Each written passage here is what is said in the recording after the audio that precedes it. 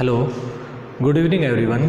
तो हमने पिछली वीडियो में पढ़ा था स्ट्रक्चर ऑफ एटम के अंदर डिस्कवरी ऑफ इलेक्ट्रॉन, कैसे जो डाल्टन की एटॉमिक थ्योरी है वो फेल हो गई थी, उसके बाद इलेक्ट्रॉन की, प्रोटॉन न्यूट्रॉन की डिस्कवरी हुई थी। तो इलेक्ट्रॉन की डिस्कवरी के बारे में हमने पढ़ लिया था।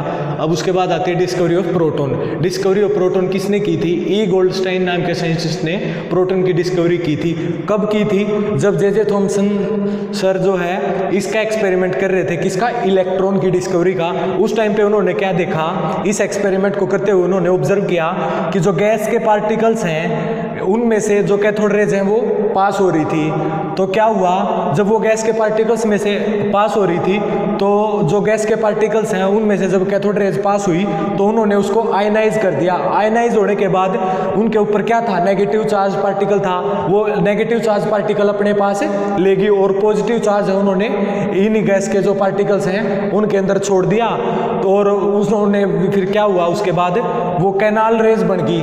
मतलब वो एनोड से तो पास आउट हो नहीं रही, वो गैस के पार्टिकल से इधर कैथोड रेज की तरफ मूव कर रही हैं। तो वो उनको हम क्या नाम देंगे? कैनाल रेज नाम देंगे। तो कैनाल रेज क्या हुआ? वो नेगेटिव पार्टिकल्स जो कैथोड रेज है अपने साथ लेगी, उन्होंने क्या छोड़ दिया? पॉजिटिव पार्टिकल छोड़ दिया। तो वो उसको ऐसा दिखाई दिया कि जो पॉजिटिव पार्टिकल जो बचा हुआ है गैस के अंदर वो इसकी तरफ, कैथोड की तरफ अट्रैक्शन फील कर रहा, वो किसकी तरफ है मूव करते हुए दिखाई दे रहे हैं? एनोड से, मतलब कैनाल रेज एनोड से कैथोड की तरफ मूव करते हुए स्टार्ट दे रही है। चूंकि उनके ऊपर पॉजिटिव चार्ज था तो उन्होंने उसको क्या नाम दे दिया? प्रोटॉन। तो ऐसे प्रोटॉन की डिस्कवरी हुई थी। उसके बाद आता है J Thomson model. J Thomson model.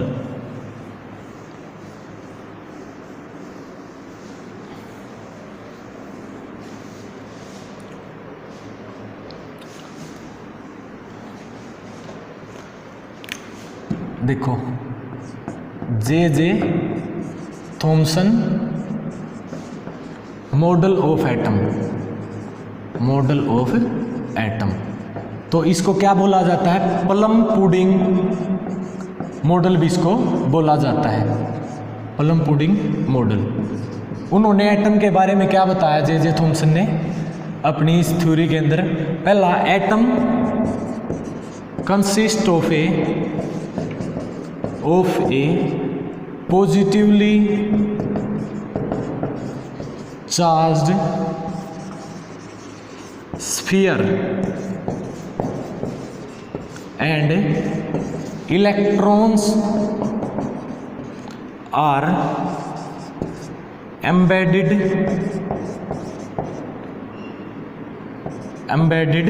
in it।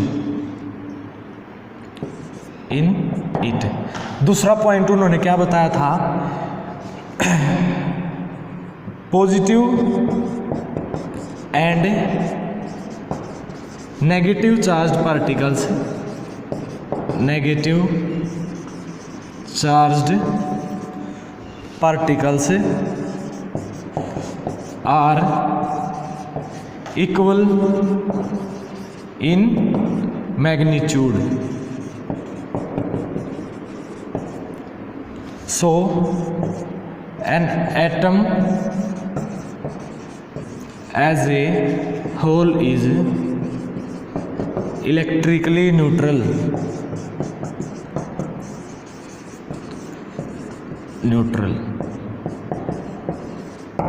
ठीक है। तो जे थॉमसन एटम का मॉडल को क्या बोला जाता है? प्लम पुडिंग मॉडल भी बोला जाता है। देखो, उन्होंने 2 पॉइंट बताए थे एटम के बारे में। एटम के स्ट्रक्चर को समझने के लिए उन्होंने 2 पॉइंट बताए थे। पहला क्या? जो एटम है वो एक पॉजिटिव चार्ज स्फीयर है जिसके अंदर इलेक्ट्रॉन्स पाए जाते हैं। ठीक है। और उन्होंने दूसरा पॉइंट क्या बताया कि जो पॉजिटिव और जो नेगेटिव चार्ज हैं वो उनका जो मैग्नीट्यूड है वो इक्वल होता है। इसलिए उन्होंने पूरे एटम को क्या बोला? Electrically neutral. मतलब जितने पॉजिटिव चार्ज हैं उतने ही नेगेटिव चार्ज हैं और उनका जो मैग्नीट्यूड है वो क्या है? इक्वल है। इसलिए उसने जो पूरे एटम को क्या बोल दिया कि जो एटम है वो न्यूट्रल है। प्लम पुडिंग मॉडल क्यों बोला उसने उसको? कि जैसे आपने देखा होगा वाटरमेलन, तरबूज देखा होगा आपने, वाटरमेलन, मेलन। तो तरबूज की शेप के आधार पर उसने क्या बताया कि जैसा तरबूज के अंदर जो ब्लैक सीड्स होते हैं वो कहीं कहीं पाए जाते हैं ना, इसी तरह इसी अप्रोच को देखते हुए उसने एटम के अंदर देखा कि जो नेगेटिव पार्टिकल्स हैं वो भी मतलब जैसे तरबूज के अंदर काले काले जो बीज होते हैं उसी तरह जो इलेक्ट्रॉन भी एक एटम के अंदर पाए जाते हैं। तो दूसरा एग्जाम्पल आप उसको ले सकते हो कि जैसे आइसक्रीम के अंदर चेरी होती है ना, उसी तरह जो एटम है, एटम के अंदर जो इलेक्ट्रॉन है वो भी पाए जाते हैं। जैसे ये एटम की मान लो ये स्ट्रक्चर होगी, ये हो गया एटम की स्ट्रक्चर, ये इलेक्ट्रॉन हो गया, कहीं कहीं इलेक्ट्रॉन होते हैं उनके ऊपर नेगेटिव चार्ज होता है और इनके बीच में कुछ पॉजिटिव चार्ज भी पाए जाते हैं, ठीक है। तो उन्होंने इस एटम के बारे में, एटम मॉडल ऑफ एटम के बारे में इस तरह की बात बताई थी। उसके बाद इसके ड्रॉबैक्स क्या थे, फेल क्यों हो गया ये एटम, जे थॉमसन का ये एटम फेल क्यों हो गया, इसके दो ड्रॉबैक्स थे, ठीक है। पहला drawbacks of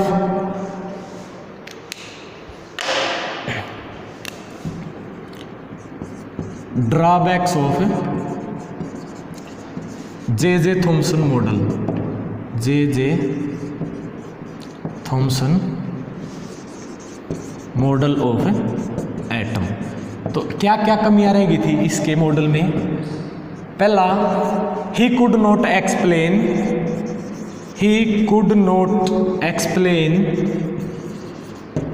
the distribution of charges, he could not explain the distribution of charges, distribution of charges. दूसरा, he could not explain the stability of atom, he could not explain the stability of atom, ठीक है। तो इसके model में क्या क्या कमी रह गई थी, जे थॉमसन के मॉडल में क्या क्या कमियां थी, दो कमियां थी। पहला, जैसे एटम के अंदर जो नेगेटिव चार्ज पार्टिकल है ना, एक तो उसको ये एक्सप्लेन नहीं कर पाया। दूसरा, जो पूरा एटम है वो स्टेबल कैसे होता है, मतलब उस बात को भी ये एक्सप्लेन नहीं कर पाया। तो इसके दो ड्रॉबैक्स थे इस मॉडल के, तो ये आपको याद रखने हैं। उसके बाद आया नेक्स्ट साइंटिस्ट आए, कौन से साइंटिस्ट, वेरी इंपॉर्टेंट जो है एक्सपेरिमेंट किया उन्होंने और इसके बारे में बताया। एटम की स्ट्रक्चर को समझने के लिए उन्होंने अपना एक्सपेरिमेंट दिया, Rutherford scattering experiment, scattering alpha particle scattering experiment भी आप कह सकते हो, ठीक है। तो उन्होंने क्या किया, इन order to understand the structure of atom, in order to understand the structure of atom, he took a gold foil and alpha particles are passed through it, ठीक है। तो क्या किया जे थॉमसन, रदरफोर्ड सर ने क्या किया, Rutherford sir ने बताया कि जो अल्फा पार्टिकल्स हैं, ये मान लो अल्फा पार्टिकल्स हैं, ठीक है। ये कहाँ, उन्होंने एक गोल्ड की फॉइल ले ली, ये मान लो गोल्ड की फॉइल है, ये उन्होंने एक जिंक सल्फाइड की जो स्क्रीन है वो लगा दी थी, ठीक है। ये अल्फा पार्टिकल्स हैं, ठीक है। जब ये गोल्ड फॉइल है तो अल्फा पार्टिकल्स क्या होते हैं, अल्फा पार्टिकल्स एक हार्मफुल रेडियो एक्टिव मटेरियल से निकले हुए पार्टिकल्स होते हैं जो बहुत ही हार्मफुल होते हैं, ठीक है। तो रेडियो एक्टिव एलिमेंट कौन कौन से होते हैं, जैसे आपका यूरेनियम हो गया, थोरियम हो गया, इस तरह के जो पार्टिकल्स हैं उनसे जो अल्फा पार्टिकल्स निकलते हैं जो हार्मफुल होते हैं। तो उन्होंने क्या किया, एक गोल्ड फॉइल ली, उसको उसके अंदर से उन्होंने जो अल्फा पार्टिकल्स हैं उनको स्ट्राइक किया और उसके पीछे एक जिंक सल्फाइड की फ्लोरोसेंट स्क्रीन लगा दी, जिंक सल्फाइड की फ्लोरोसेंट स्क्रीन लगा दी, ठीक है। स्क्रीन का क्या फ़ायदा है, मतलब कोई भी जो पार्टिकल से इससे टकराएंगे या तो सीधे पास आउट होंगे, मतलब यहाँ तक रुक जाएंगे, या जो डिफ्लेक्ट होंगे किस तरफ होंगे। तो इस जिंक सल्फाइड स्क्रीन से ऐसा पता लगेगा, ऐसी ऑब्जर्वेशंस मिलेंगी कि जो रेज है वो कैसे कितने एंगल पे डिफ्लेक्ट होगी, कौन कौन सी पास आउट हो रही है या नहीं हो रही है। तो उन्होंने क्या क्या ऑब्जर्वेशन की, तो उन्होंने सबसे पहले 3 ऑब्जर्वेशन की थी। पहली ऑब्जर्वेशन क्या थी उनकी, सम रेज पास्ट स्ट्रेट, कुछ जो रेज थी वो सीधी निकल गई, ठीक है। दूसरा, some rays are deflected through some small and large deflection,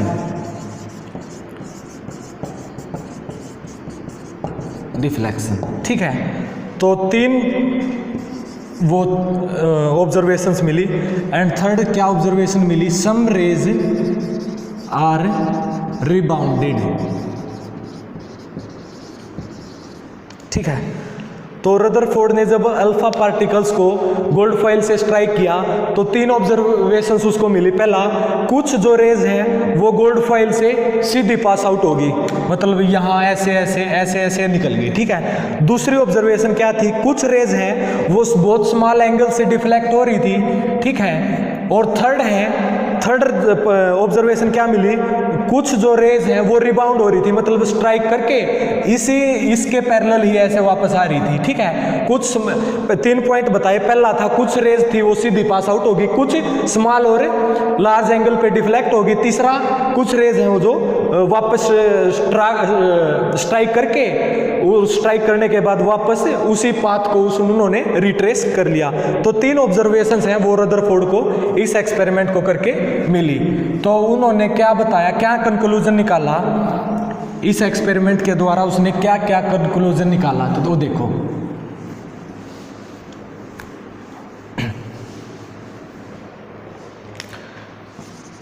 conclusion of Rutherford scattering experiment.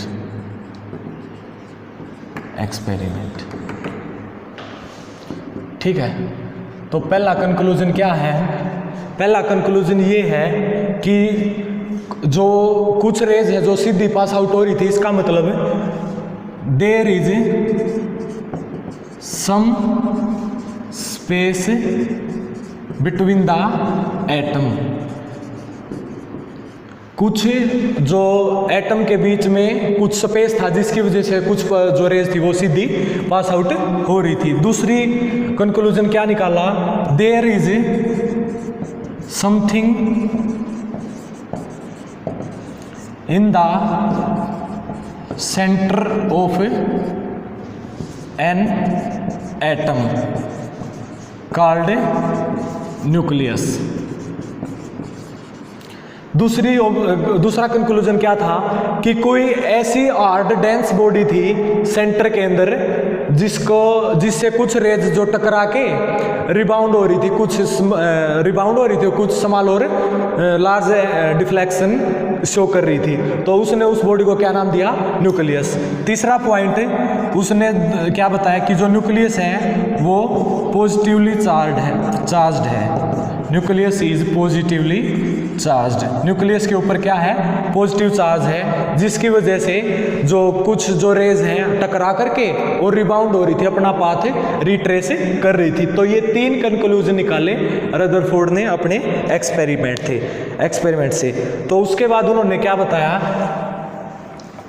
ये बातें बताने के बाद उन्होंने क्या कहा कि जो एटम है, उन्होंने अपना मॉडल था एटम का, उसको किससे कंपेयर किया। He actually compared his model with the solar system. उन्होंने रदरफोर्ड ने क्या किया, अपने जो मॉडल है जो उन्होंने एक्सप्लेन किया था उसको किसके साथ कंपेयर किया, सोलर सिस्टम के साथ कंपेयर किया। कैसे किया, जैसे सोलर सिस्टम के अंदर ये मान लो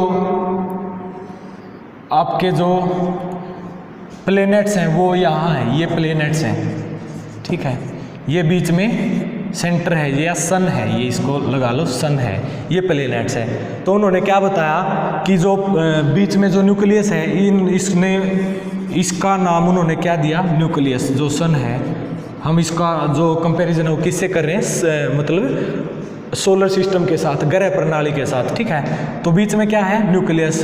जो सन आपका हमारा पृथ्वी के बीच में क्या होता है, सूर्य होता है, और आउटसाइड क्या रिवॉल्व करते हैं, प्लेनेट। ऐसे ही उन्होंने बताया कि जो इलेक्ट्रॉन है वो चारों तरफ रिवॉल्व करते हैं, ठीक है, इलेक्ट्रॉन है वो चारों तरफ रिवॉल्व करते हैं, और जो न्यूक्लियस है उसके अंदर क्या पाए जाते हैं, प्रोटॉन और न्यूट्रॉन। तो उन्होंने न्यूक्लियस को क्या कहा कि जो न्यूक्लियस है उसके अंदर क्या है, पॉजिटिव चार्ज है, ठीक है।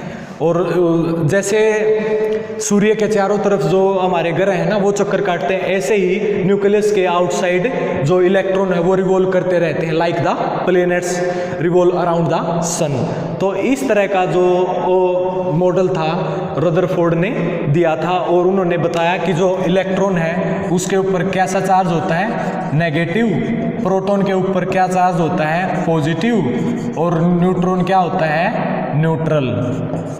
न्यूट्रॉन क्या होता है, न्यूट्रल। तो उन्होंने ये तीन जो थ्योरी है वो उनको बताया था, ठीक है। इलेक्ट्रॉन के ऊपर नेगेटिव चार्ज, प्रोटॉन के ऊपर पॉजिटिव चार्ज, न्यूट्रॉन के ऊपर कोई भी चार्ज नहीं होता, क्योंकि जितने इलेक्ट्रॉन्स होते हैं उतने ही प्रोटॉन्स होते हैं। ये बात पहले ही प्रूफ हो चुकी थी कि जो एटम है as a whole, atom as a whole is electrically neutral, electrically neutral, ठीक है। तो ये बात इन्होंने भी बताई थी, और पीछे जे थॉमसन सर ने भी बताई थी कि जो एटम है उसके अंदर जितने नेगेटिव चार्ज पार्टिकल हैं उतने ही पॉजिटिव चार्ज पार्टिकल हैं, इसलिए उसको इलेक्ट्रिकली न्यूट्रल बता दिया गया।